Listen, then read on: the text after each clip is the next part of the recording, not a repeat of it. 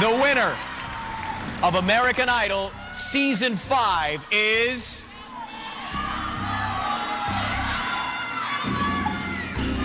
Taylor Hicks! Tonight on Attack of the Show, it was all Taylor Hicks and the others last night. We have the rundown, the fallout, and the giant electromagnetic anomaly. We break down TV's biggest night in the loop. Plus, step aside, Ratner. We take an inside look at the superhero babes of X-Men 3. And 20-year-old race car driver Julie Steppen turns down pit row and stops in with us. It's time to turn on the afterburners, kids. It's Attack of the Show! What's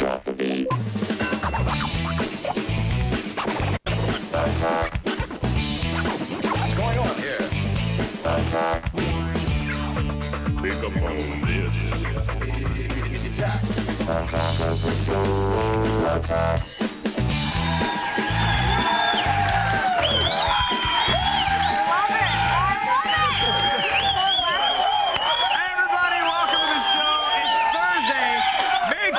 And if you're like me, well then, your name is Kevin Pereira. Oh, well, that's very different. That and breasts, because I'm Olivia Munn. Oh. How good was American Idol last night? Good. So good. Really good. You 2 were right. hours good. I was you right. You were right. When am I not?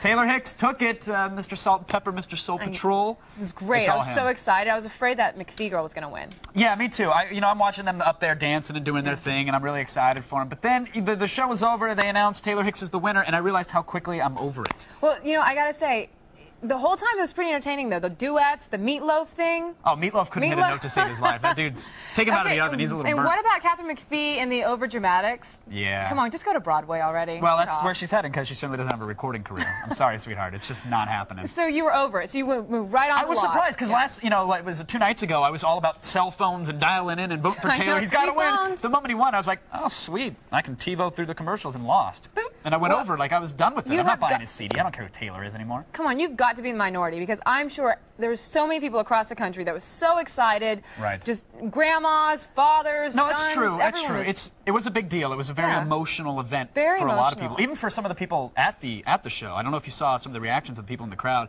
Brought grown men to their knees, really. Wow. Just the Hoff. Hasselhoff's tearing up. I think he's crying because he just realized that nobody cares who he is in the U.S. No, it's true. Even he doesn't know who he is anymore.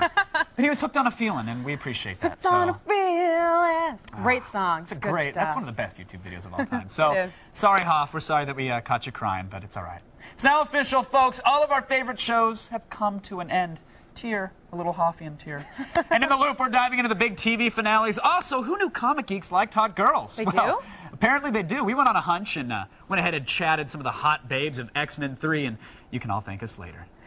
Plus, 20-year-old professional race car driver Julie Steppen stops in with us today. She's burning rubber on the racetrack since she was 9 years old. Yeah. Oh, and she's smoking hot. Kevin, settle down. Well, professional. I'm very professional. I won't touch inappropriately.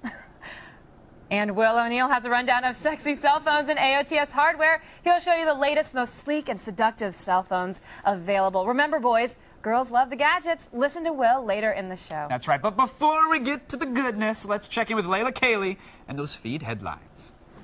Thanks, guys. Here's a little look at what's coming up in the feed. I know how much a new Nintendo Wii is going to cost you, so hang around if you want to find out. Plus, Venezuela is mad at America again, and this time it's all because of a video game. And finally, Uncle Sam wants you, especially if you can do a triple ollie kickflip with a twist. The new Extreme Air Force coming up later on in the feed. But first, back to you, Kevin and Olivia. Thank you, Miss Layla. Now, I know we talked a lot about the Idol and the tearing Hoff, et cetera, but it wasn't just all Soul Patrol and McFever. No. Not at all. In fact, last night we had the 2-hour finale of Lost. So what did you think of those 3 big reveals? Mike and Walt got off the island. They're in the ocean as we speak, just swimming back to L.A. Well, we hope they are, because apparently you can't take a boat away from the island. That's something that we learned, but the others seem to think that they're going to escape. So I don't know. It's one of those things that Lost loves to do, which is answer one question and then raise 70 others. And it's driving me nuts. That's why I keep coming back, but they better answer some more very quickly next season. Well, the big white flash, the plane crashed because of the magnetic field. Yeah, it's something like it. That was cool. At least we now know why the plane crashed. Yeah, we do. But magnets? Is that it? Like, oh, my child's artwork's going to fly off the refrigerator. Oh, like, we better punch in those numbers. Happens, You know what to do. Apparently. It's cool. It's cool that they did that. I want to know what it's all about. What about the others, though? They're the good guys, right? Well, so they say, but how do you know who's good and who's bad? Just because you say you're good It's doesn't make easy. it... Good, bad. Right, again, just because you say you're good doesn't make it a cut and dry issue. There's You're so right. many ways to evaluate it. So I'm really looking forward to the Loop today because, you know, we had some experts on yesterday. Today we're going to get to the heart of the matter and really figure out what all the Lost madness was about. Well, that actually brings us to our poll question because... How convenient. How convenient. How does that happen? It's TV. It's amazing. Magic. Which season finale was most satisfying? Use your cell phone to participate. Yes, punch numbers. We want to hear from you, so text your vote. 1 for American Idol, deuce for the Lost. That's two, by the way. To G4TXT 44898. Of course, you're going to register for AOTS Live news alerts as well, and we'll hear what you have to say in just about 10 or 15 minutes in the Loop. Coming up after the break, get out those poly bags and backboards because we have some fresh ink coming your way. Plus, we're still trying to digest what we saw last night on Lost. We have a full bottle of Finale Pepto in the Loop. But first, here's part 2 of our exclusive Brett Ratner X-Men 3 Diaries.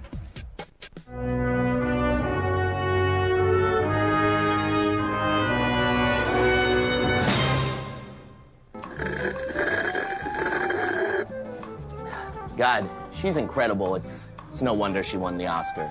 Just fantastic. Oh, hey there, X-fans. It's me, Brett Ratner, back with another one of my video diaries. Now, you know, people are always asking me, Brett, how can you do such a great job of directing incredible actors and such an amazing script? Well, I'm going to take you behind the scenes and show you how I direct X3 Ratner style.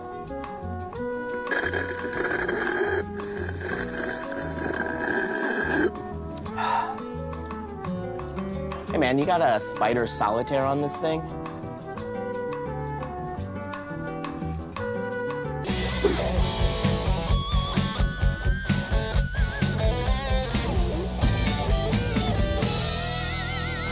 So here we are in what we in the industry refer to as behind the scenes. You know, when I got the call to direct X-Men 3... You mean after Bryan Singer dropped out?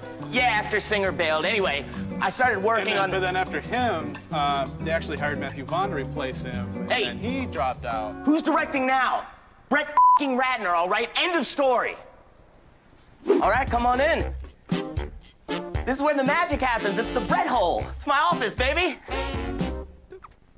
So fans were concerned that you don't care enough about the source material to tackle such a big movie. That's bullshit, man. I love the X-Men. I always have. I mean, I was talking to Marvel and I was like, let me put together the ultimate X-Men team. I mean, you know, the team I proposed, it's like, I mean, you gotta have Wolverine in there. I mean, you know, he's just awesome. But Iron Man, I mean, Singer, you totally blew it. Iron Man's like the best X-Men there is. Jedis, they're like way better than Professor X. I mean, they have lightsabers and they can control your minds too. They're not stuck in some wheelchair all the time. This movie's gonna rock. You know, people kept asking me if I was intimidated by directing X-Men 3, and I just laugh. I mean, you know, some directors are all, oh, I'm gonna spend millions of dollars on high-tech digital effects. Why, dude? Brett Ratner knows how to keep it real. Okay, ladies, this is the big final battle. Iceman, you freeze the street punk with your powers, and that's the cue for the battle to begin. Got it? And action.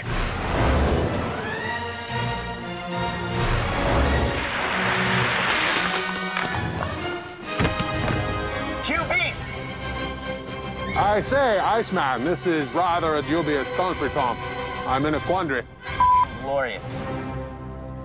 Cue Angel.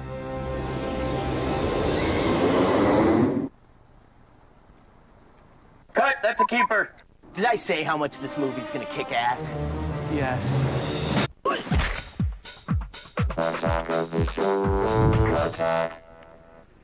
Folks, last night was one of the biggest TV nights of the year. American Idol brought in 36 million viewers. Lost had over 17 million.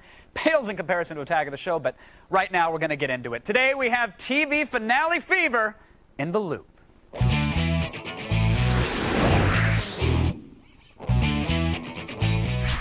Our little poll question was very simple. We asked you which season finale did you find most satisfying? 72% of you said that Lost was, in fact, more satisfying. And joining us now to discuss all the craziness of last night's finales are Sean Jordan, editor-in-chief at CFQ Magazine, Keith McDuffie, editor of TVSquad.com, and our Attack of the Show resident Lost forum troll and overall nerd, Jeremy Hoffman. I'd kid, Jeremy. I love you. We're going to get to you in a second, but first, we have to talk Idol. Keith, I want to start with you. Apparently, the cure for the McFever is just, talent.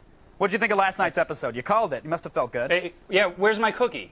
Come on, I called it here. Sean owes you a cookie and a back rub, apparently. You got it right. You said it was going to be Taylor. Why were you so confident?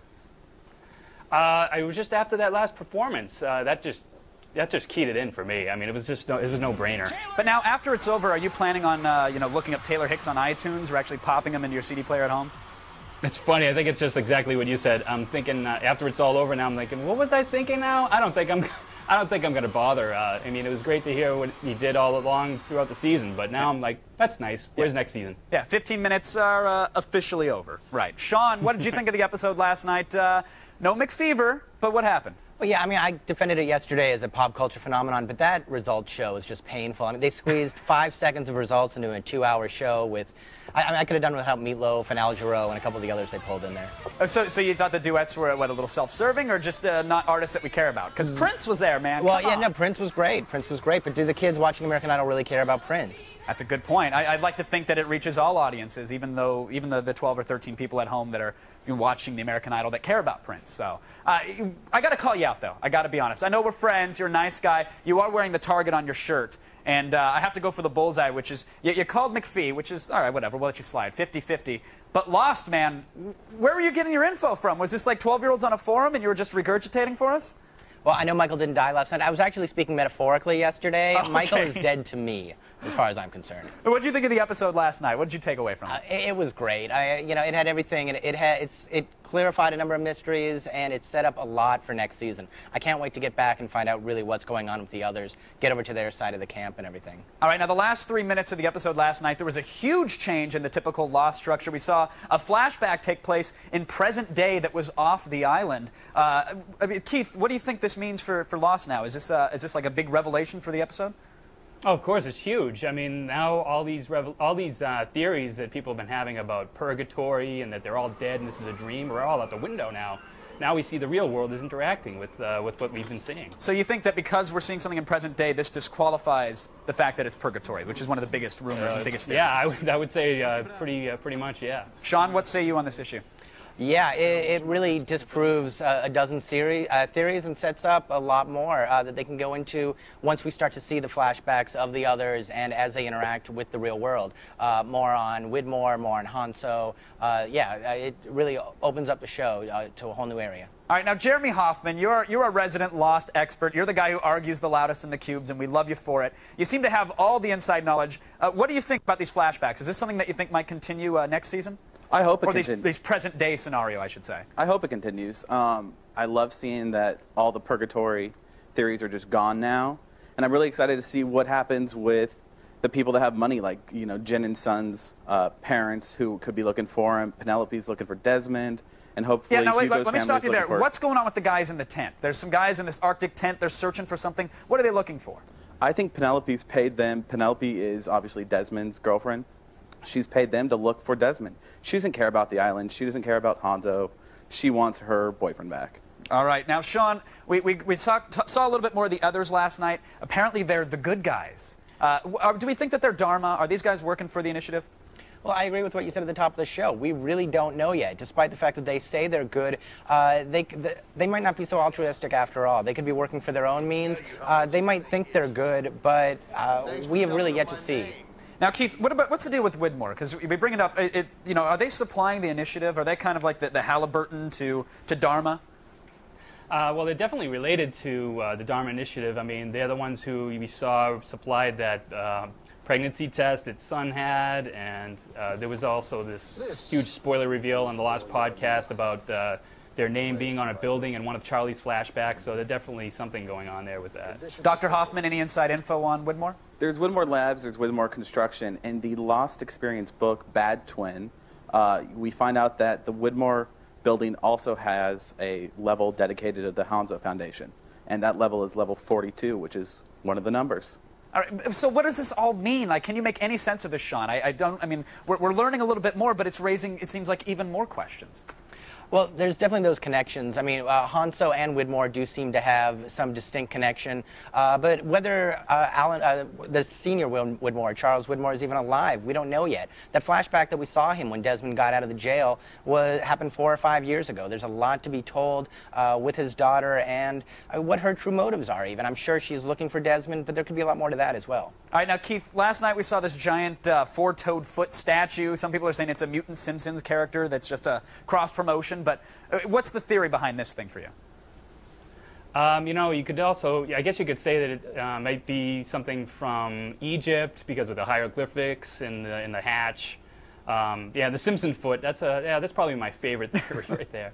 Jeremy, what about you? Any theories with this foot that you seem to agree or believe with? People are saying it could be Atlantis, you know, this lost civilization, and that's where all the crazy magnetism comes from.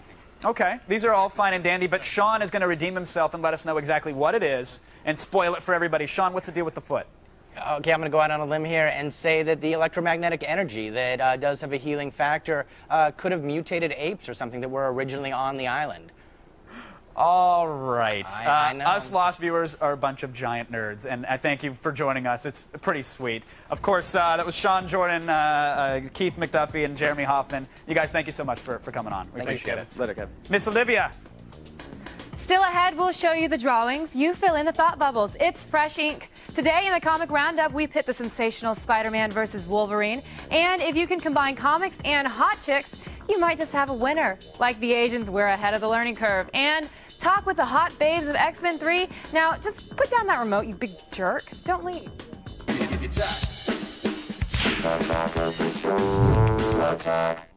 Last week, over 1 million people enjoyed a great-tasting product. When it comes to comic book movies, it's usually a man's world, but Chris Gore spoke to the cast of X-Men: The Last Stand and found out they're making plenty of room for the ladies and their leather. The X-Men are back, and this time, it's all about girl power. The women this time, they're really powerful, and they're still really sexy and still women, but they're very strong and very opinionated. Oh, don't get your panties in a bunch. I mean, it's not about, the men saving the day, you know, even though it is the X-Men. It could be X-people. X-women. X-woman. Have I ever put any pressure on you? You're a guy, Bobby. Your mind's only on one thing. Stay out of my head. With the rise of Dark Phoenix, the return of Mystique, and bigger roles for all the X-babes, the ladies are taking charge. I mean, I wasn't gonna, have Halle Berry in the set just sitting in her trailer. I was gonna really shoot the hell out of her and make her the best she could be. Sharing the screen with Wolverine and the rest of the guys in the last 2 films, Halle Berry's Storm is finally getting the screen time she deserves. I was so happy this time that she really got to be the African goddess that she is. And I mean, she ruled a country, for God's sakes. But is that the real reason there are so many chicks in leather for The Last Stand? People seem to love to see women fight. You know? Yes, I can attest to that in the demographic of people who love to see women fight. Yes. I like to see women fight. Yes, I know you guys do. And we knew that making this movie, that people are going to like to see these 2 girls go at it. It's great to be a part of a movie where women are kicking ass. More, if not as much as the men are. I'd say more in this one. Yeah. I think the women kick more ass than the men in this movie, actually. So now you see 2 powerful women kicking each other's ass. So, you have talents. That and more. But perhaps Ben Foster, a.k.a. Angel, put it best. There's a great Latin phrase that goes something like, girls kick ass. That's an age-old phrase.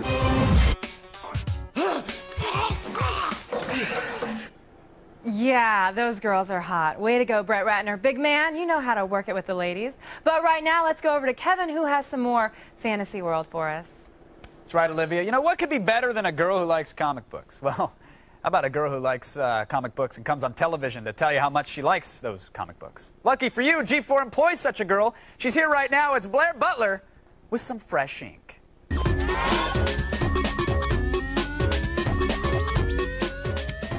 Welcome back, Miss Butler. Hey. Thank you. Yes, I've always a pleasure to have responded you here. Butler. It's good. Blair. down. How about Blair? Let's I'll go with take that. it, yeah. We got some funny books to talk about. Let's get to it. Yes. It's been a little while. Right. 52 week 3. Yes, this is DC's insanely ambitious year-long event. It's one new issue every week for the entire year, which means if you do the little math on your calculator, it's going to cost you $130 by the end of the run. So this is their chance to really milk their fans for an entire year. For all Right. I mean, there are a lot of people that see this as like really crass marketing, right? You know, the other thing that you sort of have to keep in mind is they pulled 4 of the best writers in comics today in to work on this comic. Now, does that make it one coherently awesome story, or does it make it disjointed because you got 4 different minds? It does make it a little disjointed. There are moments of awesomeness. Anything with Black Adam, you see right there. Yeah. Ripping dudes in half, yes, by the way. That stuff is amazingly awesome. But the problem is for every page of Black Adam being cool, you get a page of Steel fighting with his niece, which is not so much. So, you know, it's a tough call on this one. I applaud DC for trying to undertake something a comic that plays out in real time. That's pretty right. sweet. Like, I can get behind that. But exactly. With regard to week 3 of 52, what's the verdict going to be? Buy, browse, or burn? Yeah, well, you know, for me, I'm going to buy it because I can write it off on my taxes. For everybody else, I'd say browse. You know, if something really incredible happens in this series, we'll be the first to tell you. So. All right, we're browsing. Moving on, we have Wolverine, number 42. It's sort of X-Men, but a Civil War spinoff? Right, Civil War is Marvel's huge, overarching summer event. I'm not a big fan of these big events like Infinite Crisis and Civil War, but this takes place in Wolverine. He's one of the most oversaturated characters in and the this Marvel time universe. He's squatty and kind of like an anime puppy. Yes, he is. He is drawn very diminutive in this comic. Basically, this finds Wolverine.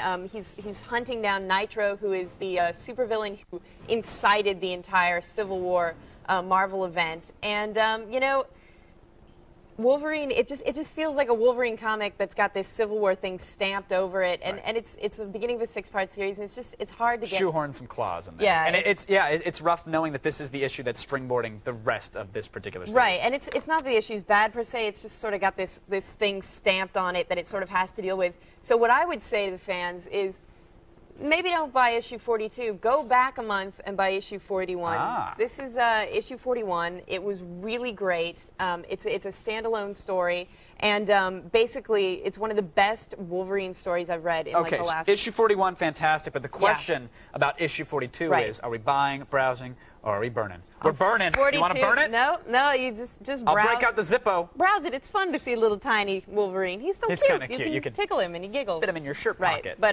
definitely buy 41. All right, that one's 41 great. is a buy. Yes. Now, the sensational Spider-Man number 26, new suit. New suit. You know, the new suit, if you haven't been reading comics for a month or so, Spidey has this new suit that Iron Man, Tony Stark designed for him. So he's got all these new applications and crazy powers. Very Men's Warehouse on acid. Yes. I mean, he's using the suit. They even make reference to it in the first few pages. Right. Is it changing the story at all because the suit has these new powers? Well, I mean, he's become super powerful, and a lot of the fans hate this kind of stuff. They say, why are you changing the costume? It's kind of crass marketing.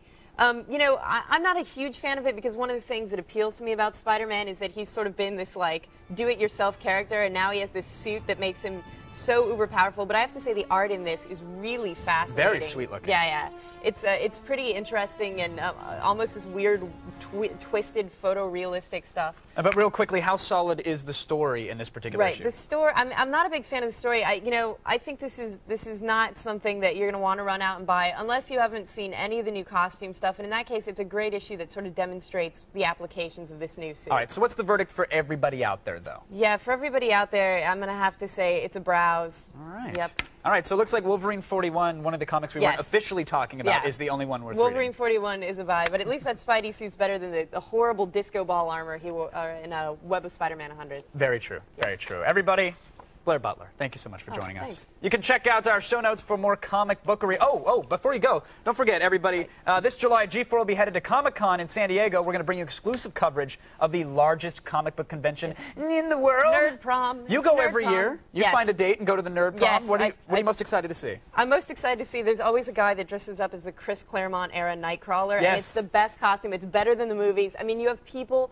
that are just tricked out in these homemade costumes that look better than anything And Hollywood he's ever not paid to produced. be there. He just can't find friends. And then there's always the fat guy covered in green paint, so You gotta that's love good. him. All good right. stuff. Well, if you can't make it to Comic-Con in person, don't worry, we've got you covered. We're going to serve it up to you live and in your lap as you sit at home on your butt. That's right. Starting Friday, July 21st at 8 p.m., we've got 2 hours of live Comic-Con coverage. We'll even give you 2 special Comic-Con editions of Attack of the Show. What more could you possibly want from us? Seriously. Stop being selfish, bastards. Seriously. Stick around if you like cars and if you like girls and if you like them both fast, because 20-year-old race car driver Julie Steppen is our guest today. Also, Will O'Neill has some very, very sexy cell phones and AOTS hardware. Just stay tuned.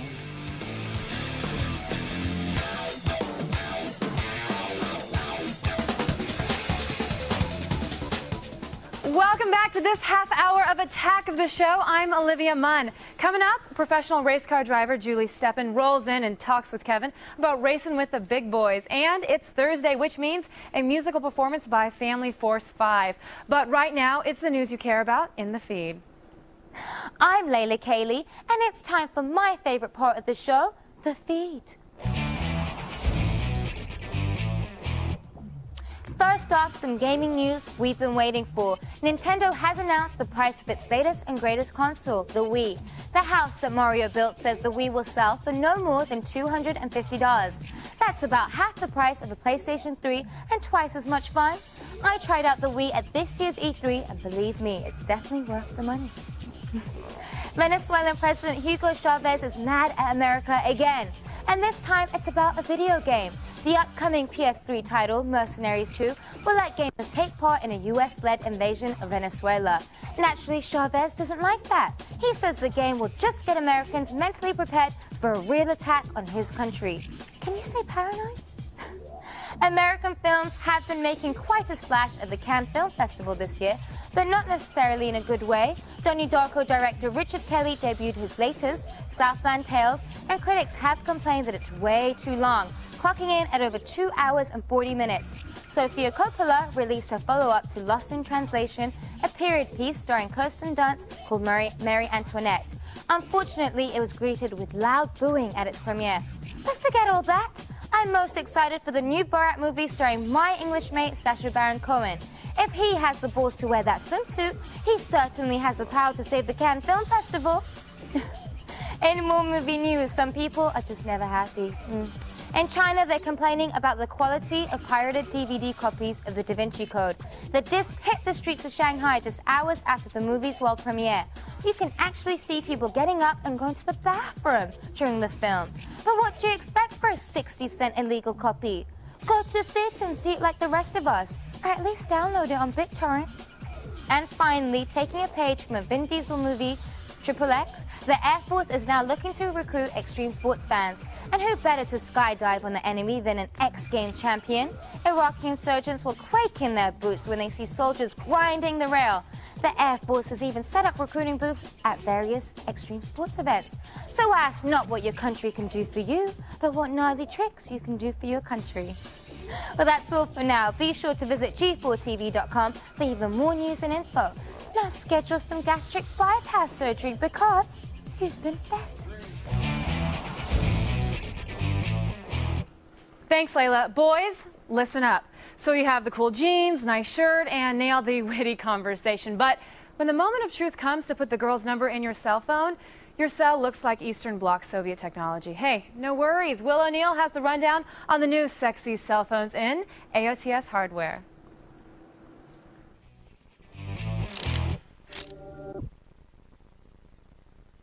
Back in the day, cell phones were about one thing, making calls. But nowadays, with celebrities rocking their sidekicks left and right, the once humble mobile is now a bona fide fashion accessory. So with that in mind, we got our hands on a gang of sexy cell phones that, well, in addition to being good phones, will also turn heads. While it's plenty sexy and boasts a laundry list of top-notch features like Bluetooth, a speakerphone, and a multitude of email options, the Motorola Pebble is best as a secondary phone. While its quad-band world phone capabilities are cool, it only has a VGA quality camera, and T-Mobile's gonna hit you up for damn near $300 for this baby. Of course, it'll be less with a service agreement. While we couldn't wait to try out Motorola's so-called iTunes phone, the Rocker, we were disappointed. Thank God for the Sliver L7. Like the Rocker, this sleek mobile has an integrated iTunes player, as well as Bluetooth and a speakerphone. And while the Rocker lacked expandable memory, the Sliver has a transflash card slot. With all this goodness, including edge support and world phone capabilities, why did Motorola ship the thing with a low-resolution VGA camera? Well, at least it's only $200, even cheaper with the plan. Users who were intrigued with the sliver, but thought it fell short or were stuck with T-Mobile, will be stoked on the Samsung SGH T509. A fairly high-end phone, the T509 boasts Bluetooth, a speakerphone, as well as edge support. Since it's T-Mobile, you know it's a world phone. And if that's not enough, it rocks a ton of messaging options including ICQ, Yahoo, and AIM. With all this techno goodness, we were bummed that it shipped with a low-resolution VGA quality camera. Of course, it's only $200, even less with a service contract. The Nokia 7380 is the ultimate example of form over function. That said, it's still an awesome cell phone.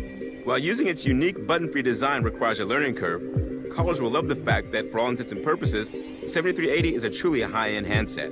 This thing boasts Bluetooth, integrated music player with support for both MP3 and AAC files, edge support, 52 megabytes of internal memory, and a killer 2-megapixel camera. Sit tight, though. This thing will cost you $650 for an unlocked model. Believe it or not, folks, the Samsung SGH T509 T-Mobile phone, you picked this over the Pebble and over the sweet little Nokia? Gotta tell you, Kevin, it's affordable. It has a lot of cool stuff, Bluetooth, speakerphone. I like the messaging options. Well, no, okay, now I gotta ask you about that, because a lot of phones say they've got a built-in AIM and ICQ and Yahoo chat, and all this fancy stuff. Yeah, but then you load it and it takes you to some slow, pathetic web page and it's clunky. Does it have like a built-in Messenger app, or is it going online? It's going online, but Kevin, they have to make their money somewhere. Come on, go easy. Oh yeah, because the $4 ringtones aren't enough, and $25 wallpapers. These guys have 20-year-old trophy wives they have to support. This Come on, is man. true. Plastic is not cheap, folks. No, it All isn't. right, so you're going with the Samsung. What was the price on this bad boy again? It's like $200, like just straight up. But if you get like a plan, everything is going to be a lot cheaper. And you can get one for like $50 now. Not bad. Way to go, Samsung. Well, thanks for that, everybody. Sure, man. All right, when we come back, hipsters beware. It's Live Music Thursday and a performance by Family Force 5. Oh, and what were you doing at age 9? I'm just curious. Were you tricking out your training wheels? Because our guest, Julie Steppen, was already a race car driver, and you're going to meet her after these messages. The Feed is brought to you by Volkswagen. On the road of life, there are passengers and there are drivers.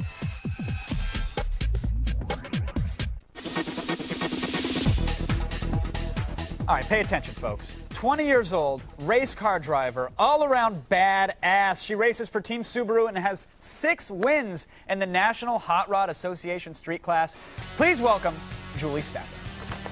Julie, how are you? Hi, how are you? Welcome to the old attack of the show. Nice to meet you. Please have a seat. Thank you. You are driving what not too long ago was my dream car. You drive the old STI, right? Yeah, I'm driving the 06 Subaru STI. It's definitely a fun car to race. Now, do you race it? What kind of racing are you doing? Because these are rally cars, but you're not exactly. Yeah, we drag race. roads. We do the Sport Compact NHRA drag racing series. And is this something new for Subaru at all, or have they been doing drag racing for a while? Well, Ali Abshar has been racing Subarus for about 5.5, 6 years now, with Subaru's help. And I imagine you've done a little bit of work to it, right? Oh yeah. Yeah. Yeah, it's about 1,000 horsepower. You know, bad. everything is done in it. But the good thing about this car is it's still all-wheel drive, which all Subarus are. Right. It I don't know if still you saw has... my O2 out front, the Rally Pearl Blue. I did. I saw the blue one. Yeah. 5-speed automatic. I don't know if you can handle that kind of power, Julie. Well, mine's automatic, but you know, you still shift and everything. Oh, of so, course, yeah. of course. How long have you been racing, though? Not just for Subaru, but in general. I started racing when I was 9.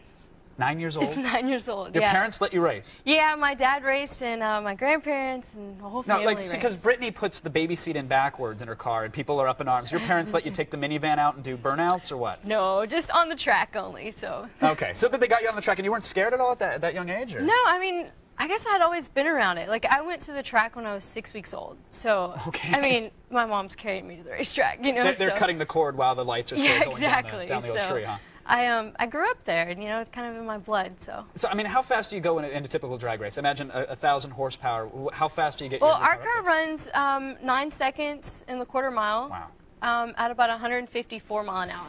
Wow. Now I know my speed limiter kicks in at 135. Which, by the way, is there anything you can do to have Subaru come in and change that, or fix that up for me? What? I don't know. You have to talk to me. If you can pull a string, I'd appreciate it. So. All right. Now, so you get it up that quick, that fast. Is there any way you can describe that feeling at all? You know, it just puts you back in the seat. You know, once the turbo and everything kicks in, you're just gone, and it's over with. Now, so it's so quick. Have you always been partial to Subarus, or? Honestly, I didn't know anything about Subaru until I won Maximum Velocity Female Driver Search to race for Subaru. Yeah, they were looking for someone just like you to actually Yeah. race their car. So I won that about a year and a half ago, 2 years ago, for Subaru of America, SPT, their parts line, and for Easy Street Motorsports. Now, you've won, say here, 1,001 records. I mean, your trophy room is probably bigger than my house. But fastest record in class, is it the car that makes the driver, or is it the driver that makes the car? Because I've always wondered that. I think it's both. You know, sometimes the car is going to spin the tires, and you just have to know to keep in it and keep going down the track and don't stop. So, and then a lot of it's reaction time because you have to be on your game, you know, to beat the other guys. Sure. So. Now, when you're not in the track, when you're not lined up against someone, are you as aggressive as can be when you're driving? What are you driving when you're not on the track? I have a 06 Subaru GT Legacy. Now, why are you driving how can you go from an STI to a Legacy? Well, you know, it's more luxurious for me, and it's, you know, good for LA driving. So. Okay, all right. So you don't need all that power when you're. I don't need too much power on the street. So. Now, have you dabbled in stunt driving at all? Can you do the I haven't. the crazy I haven't skids? done too much of that, but you know, with Subaru it's all-wheel drive, so you can't really do burnouts or any of that. Anyway, don't you always find that it's like I always want to drift around a corner and really get loose and scare pedestrians and cats, and it grips just the road. hooks, you know. It's like, well, thanks, Japanese engineering. Thanks for keeping me safe and on the road. All right, Julie, I wish you the best of luck in your upcoming races. Thank you very Always much. Always a pleasure to meet you. Everybody, Julie is racing in cities across the country all summer long, so come out and support her when she is in your town. Just visit esxmotorsports.com for the complete schedule. I bet you wish you were a race car driver, right, Olivia? You do. I pretty much already am. Julie, you, me, midnight, I think you know where. All right, during this break, I'm going to go get my ride ready. But you guys don't go anywhere because we have a musical performance by Family Force 5. Like Whitney Houston, we're feeling our addiction to rock when we come back.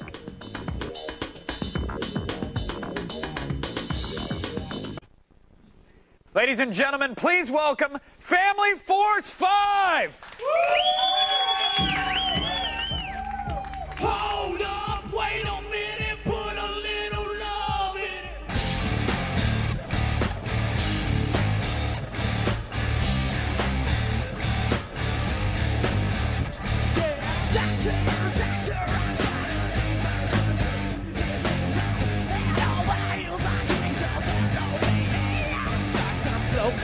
Side down, a lot I can't hide. If this feeling is bad, then I don't be right. But I can't feel my soul gets me up.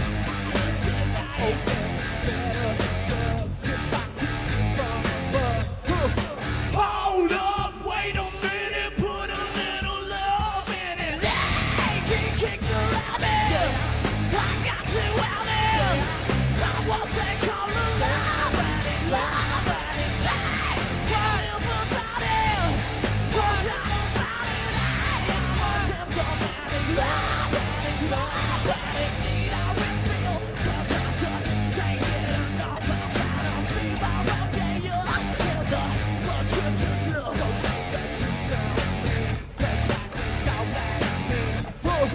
Hold up, wait a minute, put a little love in it. Hey, kick the rabbit. I got to out there. I want that color love and it's bad. Whatever about it. What about it? I want them to love and love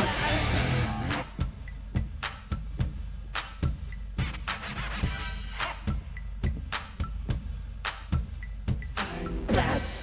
I must confess, my heart is pounding in my chest. Cause this love's the best. Just a love. Coming down with something outrageous. I'm not with it, don't feel tight. It's feelings got me reeling. So wound up, gotta hit the ceiling. Gotta clear my throat. Now I gotta have some more. Hold up, wait a minute, put a little love in it. Hey, kick the rabbit. I got to out there. I want that color love and it's love and it's bad. Whatever about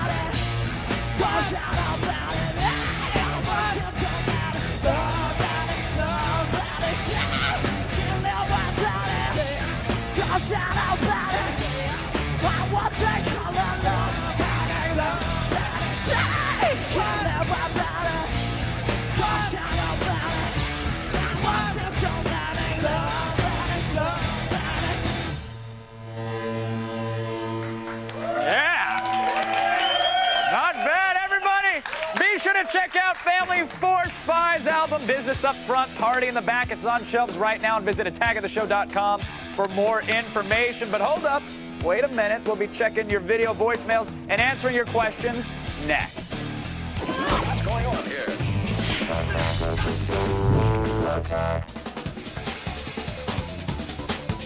Kevin, they're not real. Oh. Let's check our video voicemail. Okay. We have Jeremy from Los Angeles with a question about Kevin's grooming. Oh, this is dangerous. Hey, Attack of the Show. This is Jeremy from Los Angeles.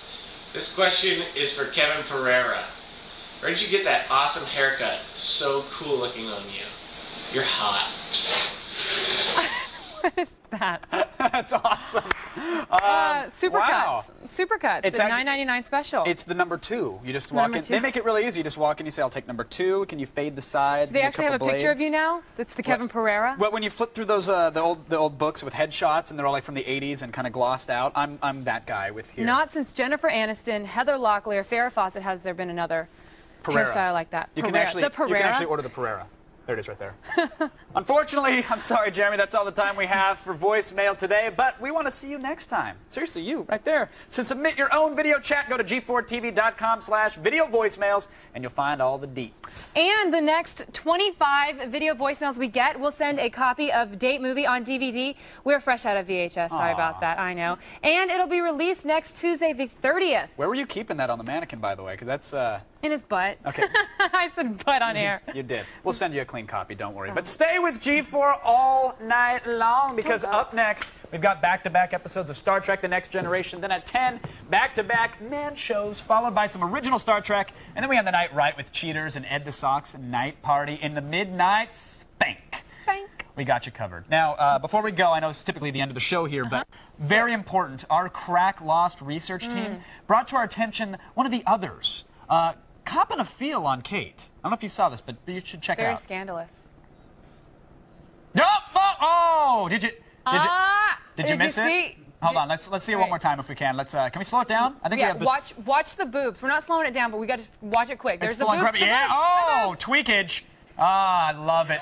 Everybody, coming up next week on Attack of the Show, it's the Dog Days of Gaming in the Loop. Plus, we'll take you to the Beta Breakers Drunken Marathon in San Francisco, and it'll be DV Tuesday. That's our show. Good night. Take You want care, to grab my boobs like that?